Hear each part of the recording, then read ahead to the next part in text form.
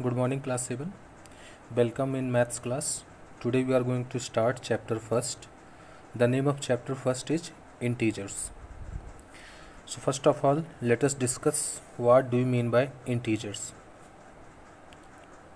So बेटा last class में जब आप लोग क्लास 6 में थे तो मैंने आप लोगों को इंटीजर्स चैप्टर पढ़ाया था, जिसमें हम लोगों ने डिस्कस किया था कि सारे पॉजिटिव नंबर्स, सारे नेगेटिव नंबर्स और जीरो, इन सब का जो कलेक्शन होता है उसे इंटीजर्स बोलते हैं।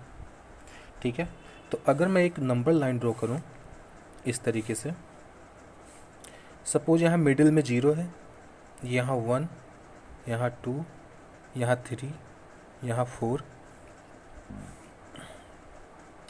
यहाँ -1, यहाँ -2, -3, -4 एंड सो ऑन। इधर भी नंबर्स इंक्रीज होते चले जाएंगे और इधर भी नंबर्स इंक्रीज होते चले जाएंगे। तो बेटा जो ये कलेक्शन है नंबर्स का, ये सारे नंबर्स कैसे हैं? नेगेटिव नंबर्स हैं। ये सारे नंबर्स कैसे हैं? ये पॉजिटिव नंबर्स हैं। नेगेटिव नंबर्स, पॉजिटिव नंबर्स और जीरो, इन सबको मिला करके जो बनता है उसी को क्या बोलते हैं? इंटीजर्स बोलते हैं। ठीक, तो फर्स्ट ऑफ ऑल इसकी डेफिनेशन राइट डाउन कर लेते हैं। Okay class, so the definition of integer is collection of positive numbers, negative numbers and zero is known as integers। तो ये तो हमको समझ में आ चुका है। अब बात करते हैं कि इंटीजर में कौन कौन नहीं हो सकता है। ठीक, तो फर्स्ट थिंग जो मैं बताने जा रहा हूँ, ध्यान से सुनो। कोई भी डेसिमल नंबर कभी भी इंटीजर नहीं हो सकता। ठीक, डेसिमल नंबर इंटीजर नहीं हो सकता है और साथ में फ्रैक्शनल नंबर भी इंटीजर नहीं हो सकता है। ओके, तो इसको एक लाइन में नोट कर लेते हैं। तो देखो बेटा, मैंने लिखा हुआ है decimal numbers and fractional numbers can not be integers. Decimal number और फ्रैक्शनल नंबर कभी भी इंटीजर नहीं हो सकते हैं। जैसे मैं एग्जांपल में बताऊं, सपोज मैंने लिखा है 2.3। अब ये जो 2.3 है ये क्या है? It is not an integer, ये इंटीजर नहीं है। सिमिलरली अगर मैं लिख रहा हूँ 5/3,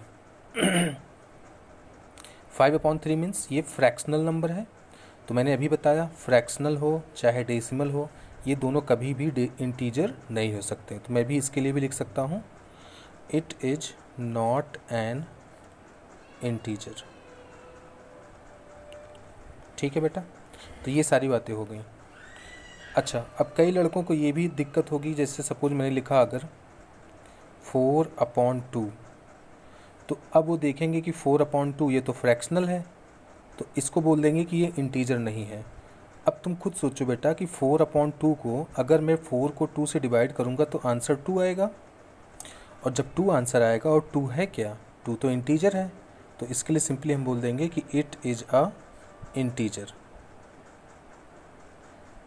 सो बेसिकली मेरा कहने का मतलब ये है कि 5/3 को अगर मैं डिवाइड करता तो आंसर डेसिमल में आता, 3 1 जा 3 है ना, 1.3 के लगभग आता, तो आंसर तो डेसिमल में आता, और डेसिमल नंबर कभी भी इंटीजर हो ही नहीं सकता। तो यही समझने वाली बात है बेटा, जिसको डिवाइड करने पे कंप्लीट नंबर आए वो इंटीजर होगा, और जिसको डिवाइड करने पे डेसिमल आए वो इंटीजर नहीं होगा। ठीक, इतनी सारी बातें हो गई इंटीजर के लिए। बेटा मैंने नेक्स्ट हेडिंग लिखा है नोट्स। नोट्स में यहाँ पे मैं कुछ इंपॉर्टेंट नोट्स आपको बता रहा हूँ जो 1 बाय 1 आप समझते चलते हैं। जब हम बात इंटीजर्स की करते हैं तो उसमें पॉजिटिव नंबर भी आता है और नेगेटिव नंबर भी आता है। तो फर्स्ट थिंग जो आपको याद रखना है वो ये है कि positive integer is always greater than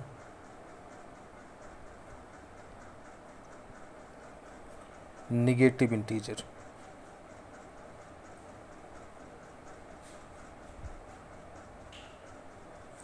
positive integer is always greater than negative integer.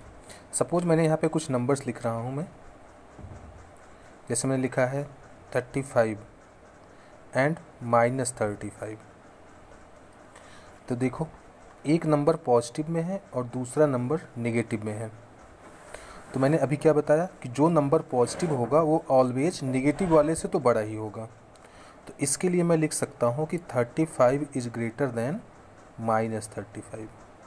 Positive number is always greater than negative number. Okay बेटा, नेक्स्ट क्वेश्चन है अपना, arrange the given integers in ascending order. बेटा, हमें कुछ integers given होंगे और हमें उन्हें असेंडिंग ऑर्डर में अरेंज करना होगा। मैं कुछ इंटीजर्स ले लेता हूँ, 3, -13, 12, 0, 14, 7। ये मेरे पास रैंडमली कुछ नंबर्स मैंने ले लिए हैं इंटीजर्स वाले, और अब इन नंबर्स को मुझे अरेंज करना है असेंडिंग ऑर्डर में। असेंडिंग का मतलब क्या होता है बेटा? Increasing order. So first of all हमें सबसे स्मॉलेस्ट नंबर लिखना है, फिर उससे ग्रेटर, देन उससे ग्रेटर, देन उससे ग्रेटर। तो अब देखो इन सब में सबसे स्मॉलेस्ट कौन है?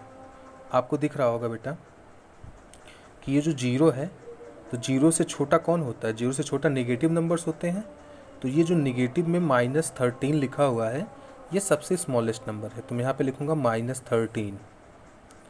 अब -13 तो सबसे स्मॉलेस्ट हो गया, फिर इससे ग्रेटर कौन होगा? इससे ग्रेटर होगा 0। फिर इससे ग्रेटर 0 से जस्ट बड़ा कौन है? तो ये 3 है। 3 से जस्ट बड़ा कौन है? 7। देन उससे बिगर है 12। देन उससे बिगर है 14। तो ये बेटा हमने सारे नंबर्स को असेंडिंग ऑर्डर में अरेंज कर दिया। ठीक है, तो इसी तरीके से आपको और भी क्वेश्चन देखने को मिल सकते हैं जिसमें आपको असेंडिंग ऑर्डर में अरेंज करना होगा।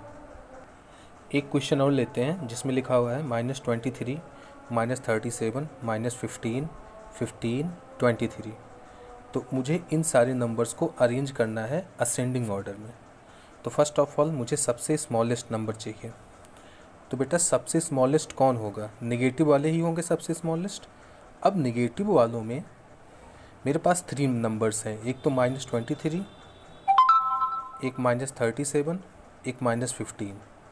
अब इन तीनों में सबसे स्मॉलेस्ट कौन है, मुझे ये चेक करना है।